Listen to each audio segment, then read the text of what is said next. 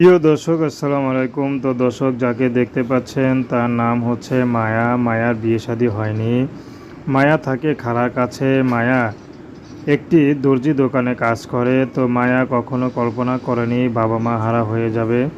তো মায়ার পরিবারে আপন বলতে খালাই আছে। তো মায়া দর্জি দোকানে যা কাজ করে তা দিয়ে যা পায় তা দিয়েই সংসার চলে। তো মায়াকে জিজ্ঞেস করা হয়েছিল দর্জির দোকানে তো অনেক ধরনের কাজ আছে, আপনি কি করেন? তো মায়া একটু চুপ থেকে বলল, আমি থ্রি পিস সেলাই করি। তো সেখান থেকে কন্টাকে টাকা পায়, বেতন না। তো অনেক সময় ঠিকমতো 200-300 টাকা আসে, অনেক সময় 100 টাকাও আসে, অনেক সময় কাজও হয় না। এই টাকা দিয়ে ঠিকমতো খালাকে চালানো যায় না, নিজেও চলতে পারি না। আসলে খালাও বিয়ে শাদী করেনি। তো এখন মায়া ইউটিউব এসেছে, যদি ভালো একটা জীবনসঙ্গী পায় তাহলে বিয়ে শাদী করবে, সে যেমনই হোক না কেন। তো দর্শক, এই ছিল মায়ার জীবনের সংক্ষিপ্ত জীবন কাহিনী। প্রেম ভালোবাসা বিয়ে শাদী আপনাদের ব্যক্তিগত ব্যাপার। আসসালামু আলাইকুম।